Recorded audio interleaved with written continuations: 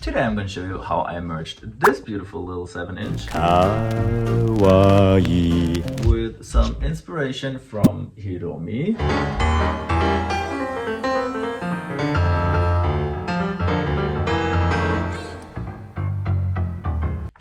into this.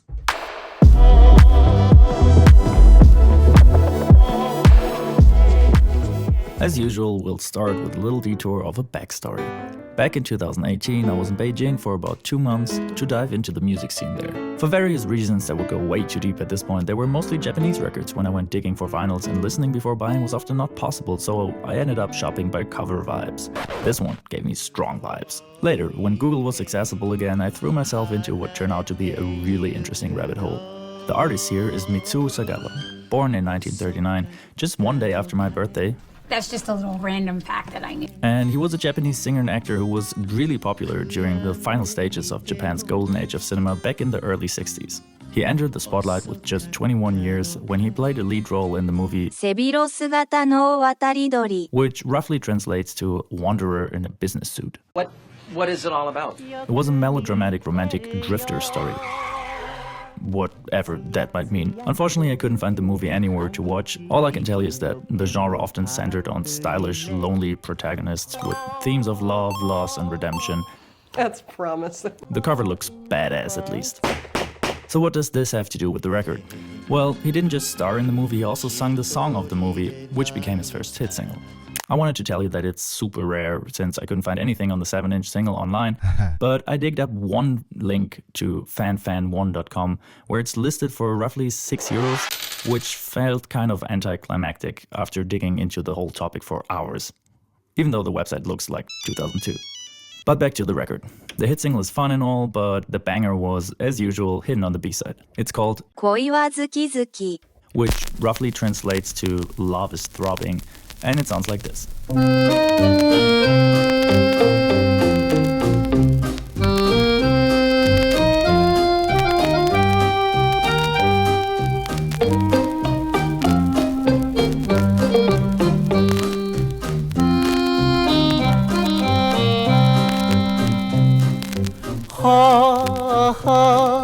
はずきの真っ赤な真っ赤な赤い実はかわいい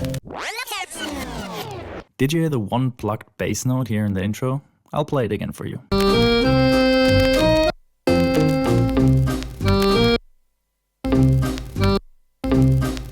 That's what this whole intro was about. We'll just be using this one fragment of the record for the rest of the song. Just kidding, we'll also use some of his singing later, but the vast majority of the musical elements in the production were actually produced with just this single bass note.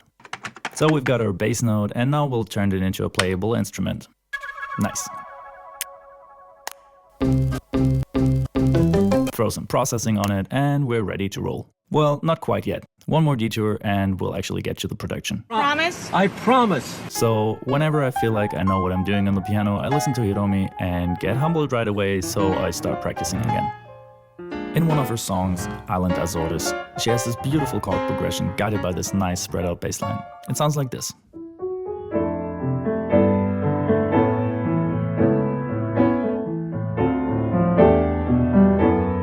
So based on the harmonic and rhythmic idea in this little part, I came up with this bass line here and played it with our previously sampled Mitsuo Sagawa bass.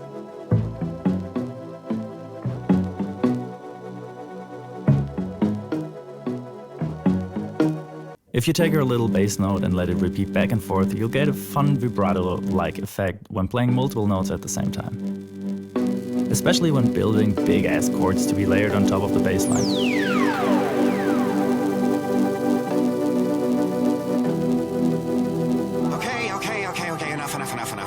Added some initial glide for the vibes, throw some processing on it, and you end up with this thick element here. I'd love to throw us into the music theory on this one, but I'll just keep it with a bunch of major, sus, sharp 11 sounds, everything pretty floaty, open and non-dominant, mixed with modal interchanges, and from then on it's just what I learned after going through literally everything of music theory that there is. Just do whatever you want. Now back to the production. From then on, there wasn't much more to do except for a stumbling groove that consists of literally 3 bass drums. Oh, and one more random thing. There's a shaker that I created with a glass of Sichuan peppers for another song. I sped it up like 40 BPM, repitch to make it shine through and keep the natural groove. And then comes the fun part. Yay, fun! I spread the mono recording, use only the frequencies I needed, pitch it back down on like 40%, get it gritty with a bit crusher, tighten it with a compressor, and once it's compact and fat, I start opening a filter with an LFO every 4 bars to make it come up just when the 4-bar loop is about to be repeated. Breathe. Followed by a little phaser. In our all-time Valhalla vintage verb, there's a white reverb tail that is left even though the filter's already closed again. Some OTT because why not? A bit of multiband processing to take off the edge up there. And in the end of this unnecessarily huge chain, the shaker with the big reverb tail gets its own sidechaining through shaper box to be pushed away whenever the kick hits. Now we've got a shaker that says hi only once in a while in the most decent way possible, but it adds to the overall organicness of the groove. Oh, and I almost forgot about the vocals. There are a few moments in the song where his voice sings the end of a phrase without or barely any instruments playing along. I used a few of those, pitched them around, I added some fades, and threw hella reverb delay, grainy processing on it, basically droning poor Mitsuo in a cave kilometers down a glacier.